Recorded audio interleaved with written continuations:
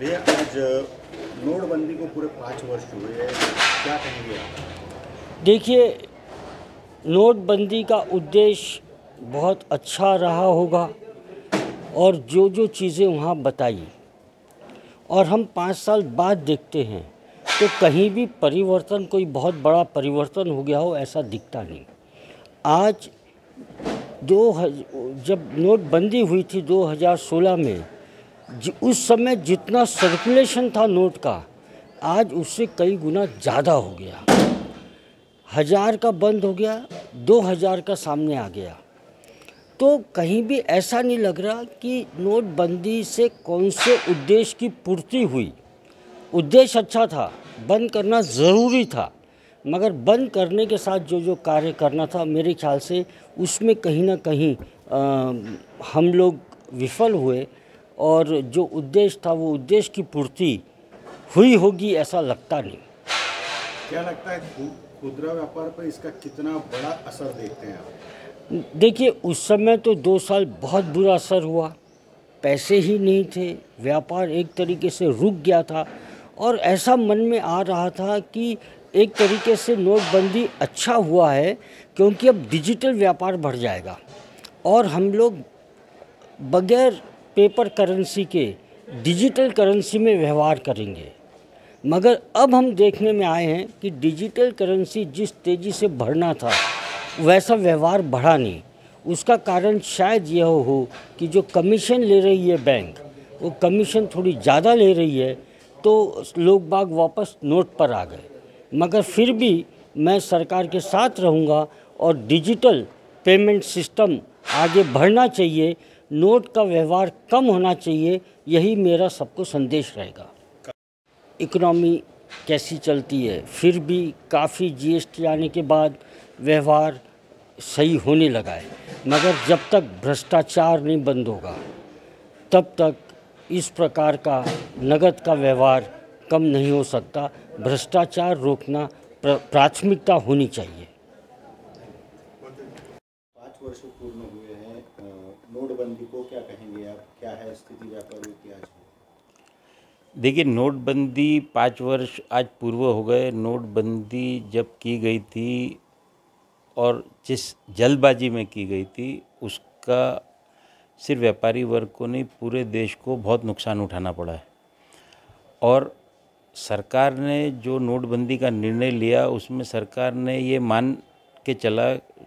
मान के चली कि जो भी कैश अवेलेबल है मार्केट में वो ब्लैक मनी है। तो और वैसा था नहीं, क्योंकि सरकार ने अलग अलग समय अपनी जो नोटबंदी की इंटेंशन है और जो मोटिव था वो अलग अलग समय अलग अलग बताई सरकार ने। उसमें से सबसे पहले बताया गया है कि ब्लैक मनी को कंट्रोल में करना है, कर्व करना है, ब्लैक मनी का जो डिस्ट्रीब्यूशन है उसको रोकना है। तो ब्लैक मनी तो कहीं मिला ही नहीं। ब्लैक मनी जितने नोट सर्कुलेशन में थे उससे ज़्यादा नोट बैंक में डिपॉजिट हो गए और बैंकर्स ने ये डिमोनेटाइजेशन को मेरे मानने में बैंकर्स ने डिमोनेटाइजेशन को फेल कर दिया। लेकिन जो सरकार का इंटेंट था ये डिमोनेटाइजेशन नोटबंदी को लेके, वो पूरी तरीके से विफल रहा।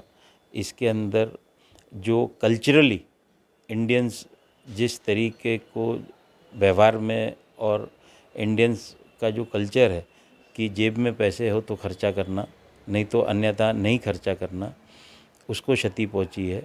और इसके अंदर कर्ज बाजारी बढ़ने के अंदेशा था, जो हम देख रहे हैं कि कर्ज बाजारी बढ़ गई है।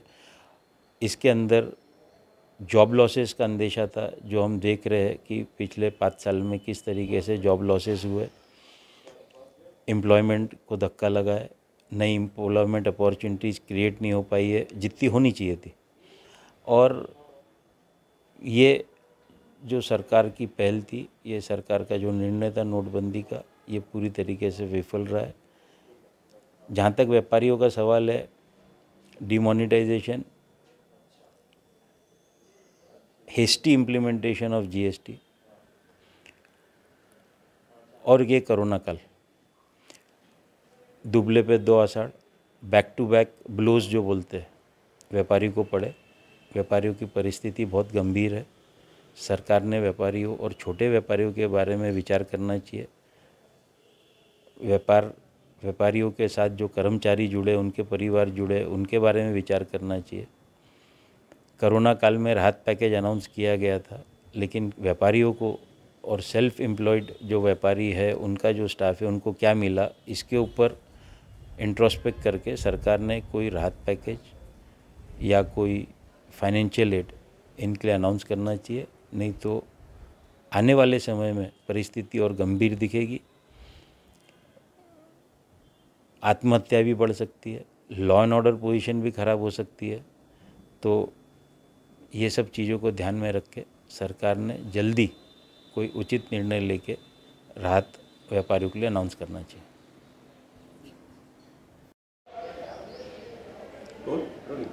सर 5 वर्ष पूर्ण होत आहे आज नोटबंदीला, एकंदरीत व्यापाऱ्याच्या दृष्टिकोनातून तुम्ही काय सांगाल? मुळात हा निर्णय घाई गडबडीने कोणालाही विश्वासात न घेता घेतलेला निर्णय आहे।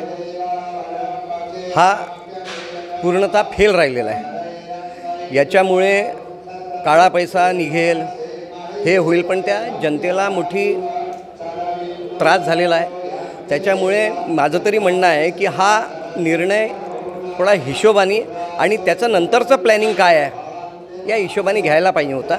माझ्या हिशोबाने हा फेल आहे। एकंदरीत मोदी साहेबांनी हे बोलले होते की मला 3 महिने द्या, त्याच्यानंतर तुम्हाला जी शिक्षा वाटेल ते द्या मला। काय नाही, ती राजकारणी भाषा आहे, त्याला काही हे विशेष नाही आहे। पण त्याच्यामुळे जो व्यापाऱ्यांवर फटका बसला आहे, फार मोठा भारी फटला। तेव्हा चलनात पैसे नव्हते, बँकही 2000च्या वर देत नव्हती, मोठ्याच्या मोठ्या देशभरात रांगा लागल्या, लोक मेले। हे पाप सेंट्रल गव्हर्नमेंटने घेतलेलं आहे। आणि जे नवीन नोटा काढल्या होत्या ते 2000च्या नोटा चीप आहे, ती 120 मीटरही खालती राहिली तरी ही फाटणार नाही, याचे डुप्लिकेट निघणार नाही, हे जे अवास्तव बोलून दिले होतं त्यांनी, ते काही कुठंतरी पूर्णत्वास उतरलेलं नाही असं मला वाटतं। नोटबंदी को क्या कहेंगे आप एक व्यापारी के दृष्टिकोण? देखिए, नोटबंदी जब लिया गया था ये एक सोचा समझा डिसीज़न था। सरकार को लगा कि इससे बहुत ज़्यादा फ़ायदा होगा, इससे जो मार्केट में डुप्लीकेट नोट्स है वो ख़त्म होंगे, आतंकवाद को फ़र्क पड़ेगा। लेकिन हम देखें कि इसका दूरगामी जो परिणाम हुआ वो एडवर्स ही हुआ, इससे कोई फ़ायदा नहीं हुआ। हाँ, चलते चलते कोरोना आ गया। पहली नोटबंदी के कारण व्यापार और रियल इस्टेट मार्केट पूरा ठंडा था, और कोरोना आ गया तो इसमें सोने पे सुहागा जैसा सिचुएशन होगी नोटबंदी की। तो मुझको ऐसा लगता है कि इससे कोई बहुत बड़ा कोई फ़र्क सरकार को नहीं पड़ा, लेकिन हाँ ज़रूर व्यापारियों और आम जनता को इससे बहुत नुकसान हुआ। क्या लगता है कि काले धन के लिए ये सब किया गया था? काला धन भारत में नहीं, काला धन नहीं, हाँ ज़रूर कुछ डुप्लीकेट नोट्स का प्रचलन था। काला धन से ऐसा विशेष कोई फ़र्क नहीं पड़ता, और काला धन ज़्यादा सरकार को लगता है व्यापारियों का रहता है, लेकिन कहीं किसी का है ही नहीं। हाँ, ज़रूर इसमें डुप्लीकेट नोट्स और आतंकवाद के जो जरिए डुप्लीकेट नोट आते थे उसको ज़रूर इस पर लगाम लगी, वो एक फ़ायदा ज़रूर हमको इससे हुआ।